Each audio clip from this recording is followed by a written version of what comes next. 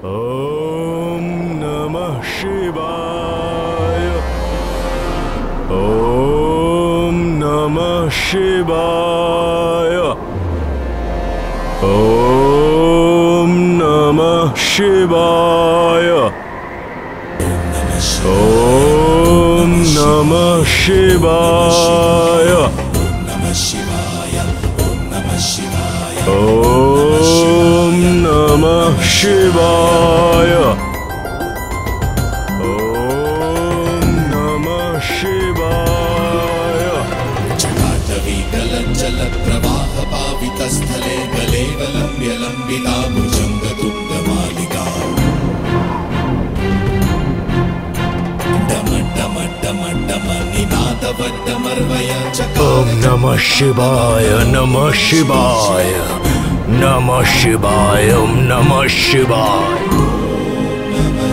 ओम नमः शिवाय ओम नमः शिवाय ओम नमः शिवाय ओम नमः शिवाय ओम नमः शिवाय। রাবণ, নিজের চোখ খোলো, আমি চলে এসেছি। চোখ খোলো রাবণ। প্রণাম দেবাদিদেব। এই কঠিন তপস্যার ফল তুমি অবশ্যই পাবে। বলো, কি বরদান চাই তোমার? আপনি আমার পরম পূজ্য দেবাদিদেব। সেটা আমি জানি। তুমি বরদান চাও, তুমি যা চাইবে আমি তোমাকে প্রদান করব। তোমার তপস্যায় আমি প্রসন্ন হয়েছি। আমি আপনার আত্মলিঙ্গ চাইছি মহাদেব। আত্মলিঙ্গ প্রাপ্ত করার জন্য অনেক কঠিন তপস্যা করতে হয়। তুমি অন্য কিছু চাও রাবণ?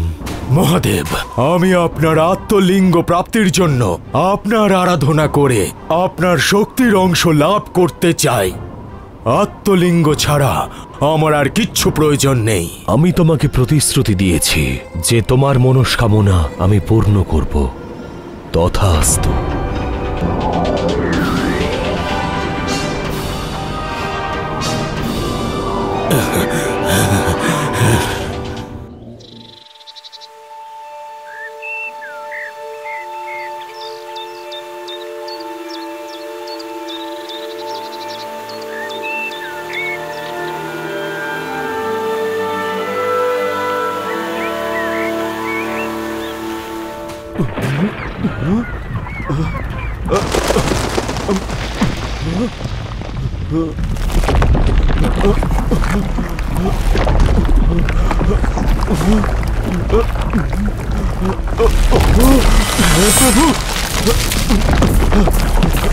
এসব কি হচ্ছে?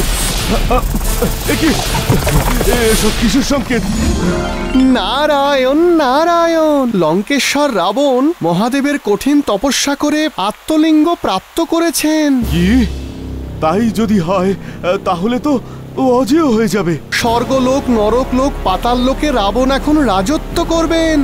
নারায়ণ নারায়ণ। এই আত্মলিঙ্গ তোমাকে এখান থেকে পায়ে হেঁটে নিয়ে যেতে হবে রাবণ। কি? হিমালয় থেকে লঙ্কা পর্যন্ত এত দূরে আমাকে নিজের পায়ে হেঁটে যেতে হবে? হ্যাঁ, কিন্তু মনে রেখো, এই যাত্রা পথে আত্মলিঙ্গ যেন কোনোভাবেই ভূমিস্পর্শ না করে। যদি এটা ভূমিস্পর্শ করে তাহলে এই আত্মলিঙ্গ সেই স্থানেই সর্বকালের জন্য স্থাপিত হবে। কোনোভাবেই তা সরানো যাবে না। আপনার কথা আমার মাথায় থাকবে মহাদেব। তোমার কল্যাণ হোক।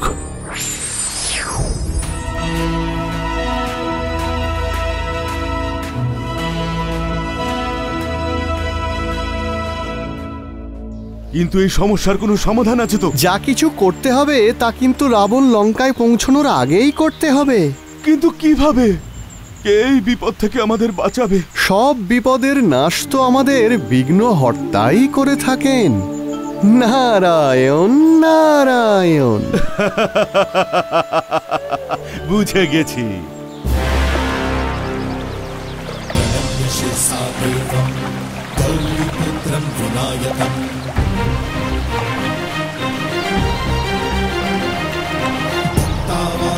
स्मरे नित्यम् आयुक्तमार्थ सिद्धये गणपतये नमः। गणपतये नमः। প্রণাম বিঘ্নহর্তা গণেশ। প্রণাম দেবরাজ। রাবণাত্ম লিঙ্গ নিয়ে লঙ্কায় ফিরছেন, আর উনি এই অপার শক্তি একবার লাভ করতে পারলে পৃথিবীতে প্রলয় ঘটাবেন। কিন্তু ওকে থামানো এটা তো কঠিন কাজ। আপনি যান দেবরাজ, আমি দেখছি কি করতে পারি।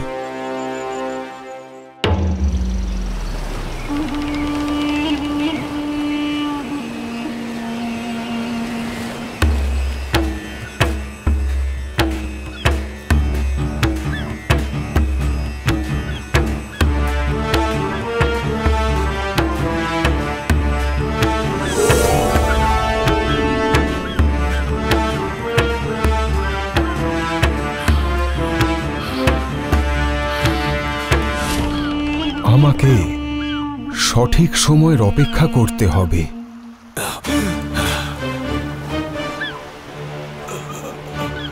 সন্ধ্যা পুজোর সময় হয়ে গেছে, কিন্তু সন্ধ্যা হওয়ার আগে আমি কোনোভাবেই লঙ্কা পৌঁছতে পারবো না। কি করব আমি?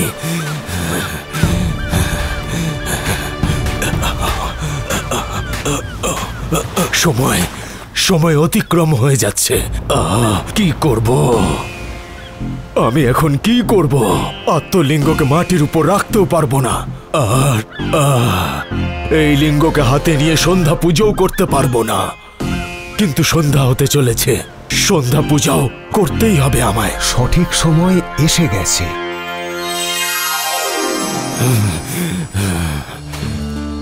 আপনি কি কিছু খুঁজছেন?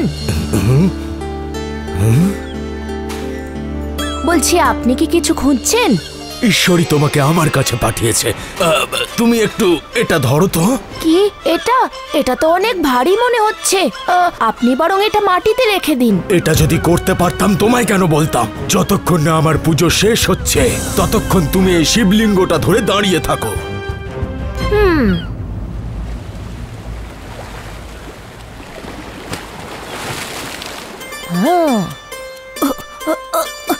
এটা তো খুব ভারী, আমি কিছুতেই এটা ধরে রাখতে পারছি না। এটা সত্যি খুব ভারী, আমি এটা ধরে রাখতে পারছি না। আর কি করি? আর কিছুক্ষণ অপেক্ষা করো তুমি, আমার পুজো শেষ হতেই চলেছে। নামিয়ে রাখছি। না না না, আমি আসছি। আমি এটাকে বেশিক্ষণ আর ধরে রাখতে পারবো না, এটা সত্যি ভারী। বললাম তো আর কিছুক্ষণ অপেক্ষা করো, একটু ধৈর্য ধরো বালক। ধরে রাখতে পারছি না। আসুন আসুন, ধরুন।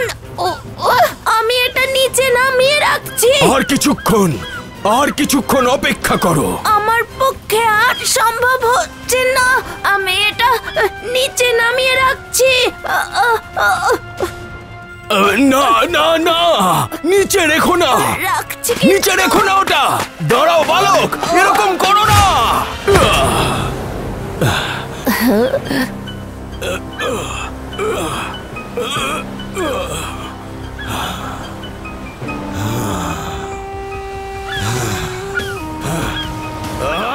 এটা তুমি কি করলে? মূর্খ বালক, কি করলে তুমি? আমার সমস্ত পরিশ্রম তুমি মাটিতে মিশিয়ে দিলে।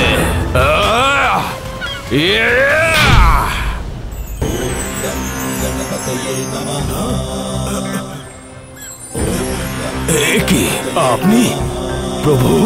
প্রভু গণেশ, আপনি? হ্যাঁ, আমি এখানে। আমার সাথে এরকম ছলনা কেন করলেন?